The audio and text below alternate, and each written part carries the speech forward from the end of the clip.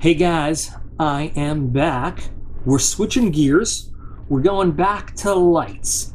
Not just a regular flashlight. We are looking at a new UV light from Sofirn. We've seen Sofirn on this channel quite a few times. Sofirn, wow, cool.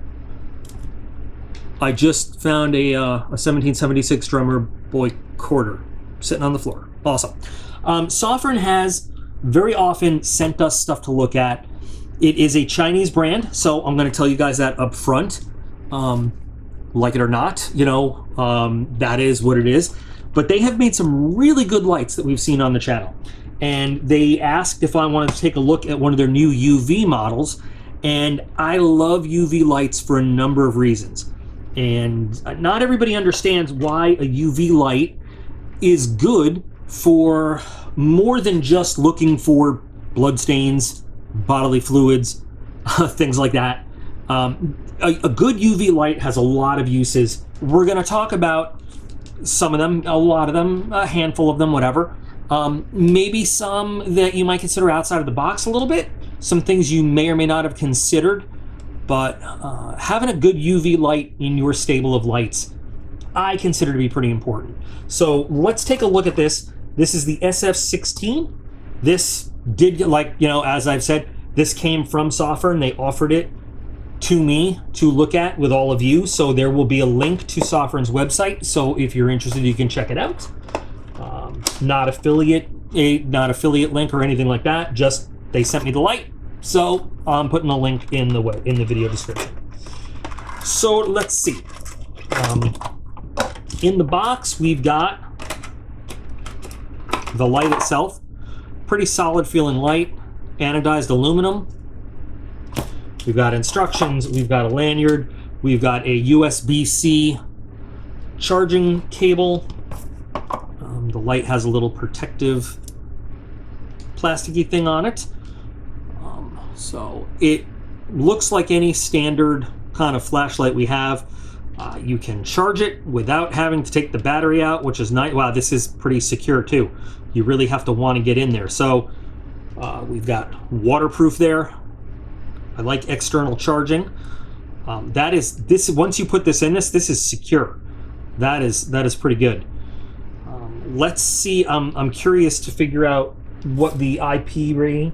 IPX8. Okay, so it specifies not for diving. We've got a deep carry clip. Nice retention, but pretty springy too. Let's check out the battery. Remove. We've got in standard 18650. It's a 3000 milliamp hour battery. So cool. I'm not sure if this thing comes charged up, but we'll find out in a minute. Let's do something we never do, and let's look at the instruction manual. So we've got 3 power modes, low, medium, and high. Now, instead of lumens, because this is a black light, or UV light rather, we're looking at it in terms of milliwatts, which is it's a different way. It's a wavelength. The milliwatts kind of correspond to the intensity of the UV and the specific wavelength of UV that it's putting out. So low is 126, medium is 440, and high is 875. Now, they give a note here that I love that they do this, because not everybody's going to understand this. The above mentioned parameters are based on tests according to international flashlight testing standards using 18650 battery. Results may vary with different batteries or under different environmental conditions. So, cool. Now they give you a whole bunch of specs here, very detailed and in-depth. I'm going to hold it up for the camera real quick, so if you want to just pause for a second, you can read them all.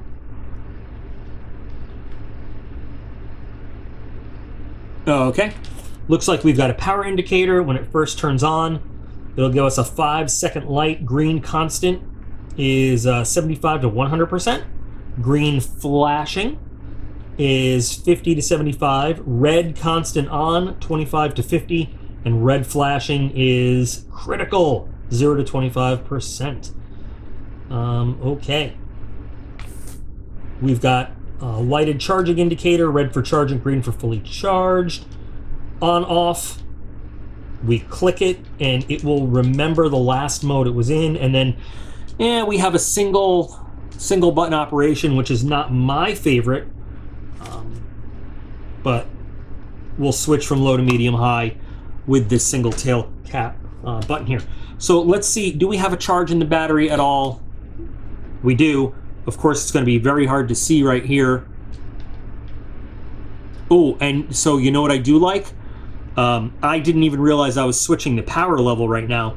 So once it's clicked on, it's a very light touch to switch your power levels from low to medium to high.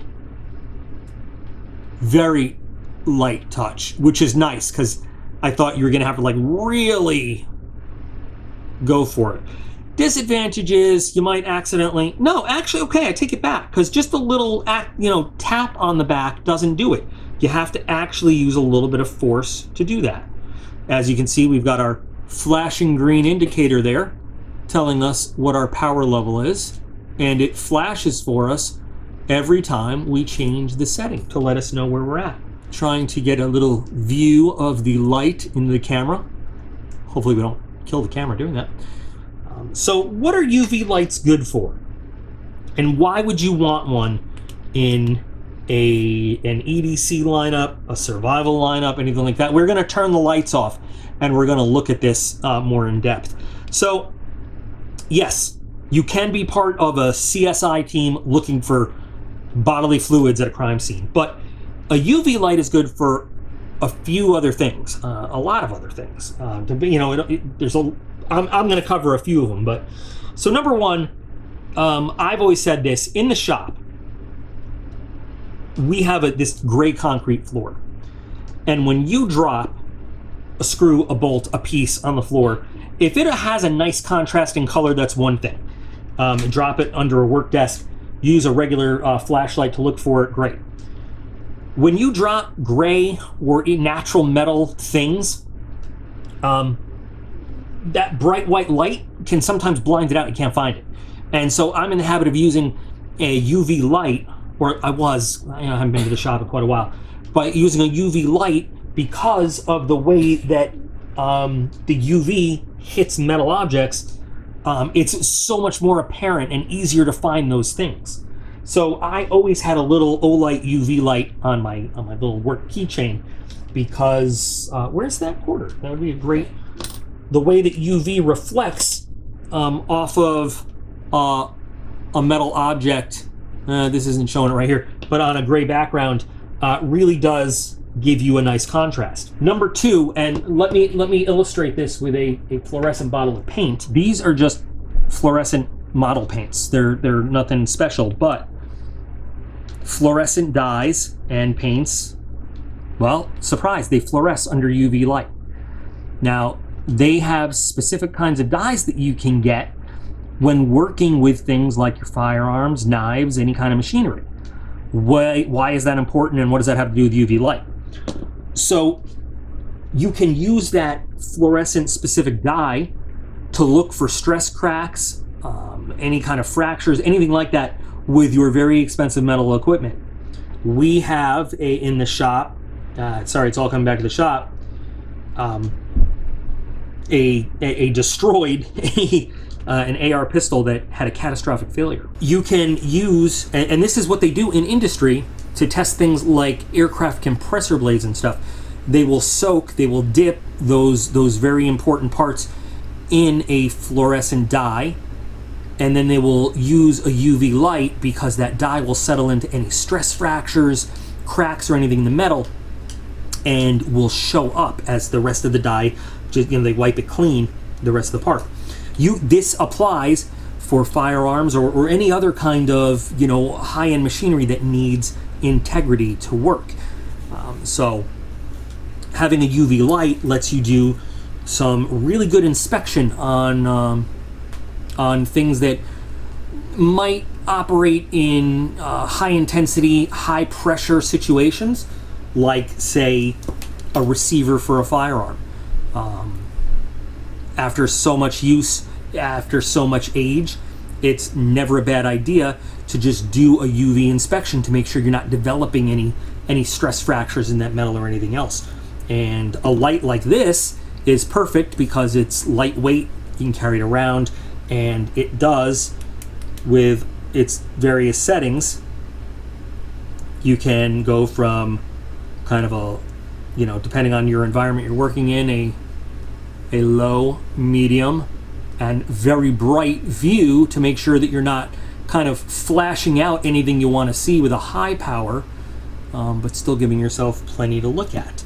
So UV is really cool to have. Now let's not forget the outdoor environment where there are some creepy crawlies that fluoresce under UV light. And nature has been really nice to us. That some of the most deadly, I will kill you type little creepy crawly things just so happen to show up under UV light.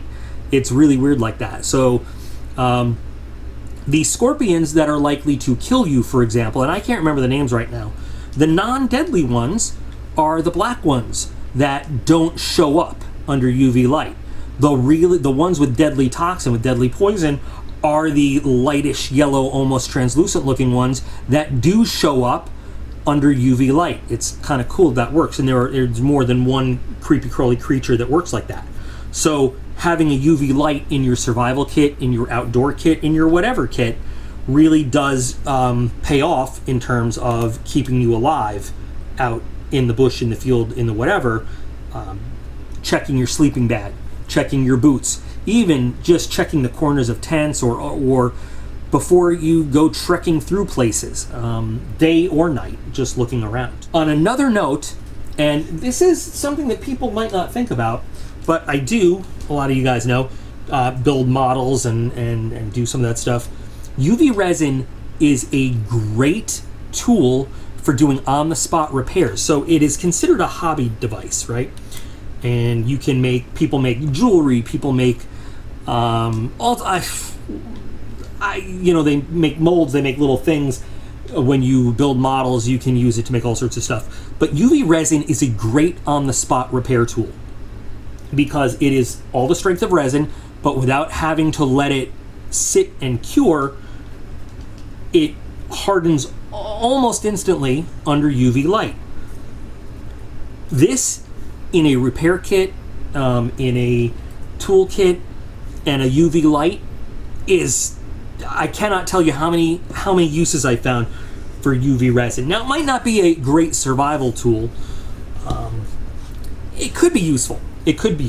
But I find it very useful as a repair tool, as a repair kit item. You never know when you might need to join two things together, fill a gap.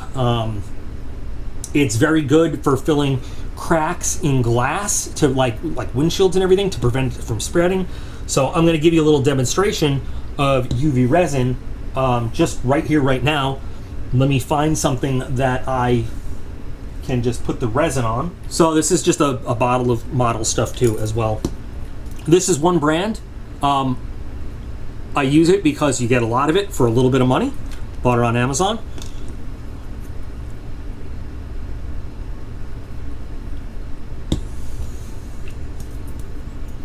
It's just sticky, liquidy resin, right? So it's liquidy, right? Right now we looked at it.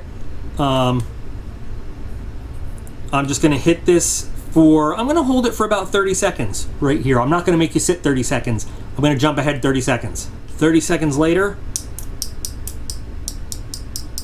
you've got a hard, I wouldn't say as solid as epoxy in terms of an adhesive, but almost. And there's just so much you can do. But in 30 seconds, I have a hard, cured, solid piece.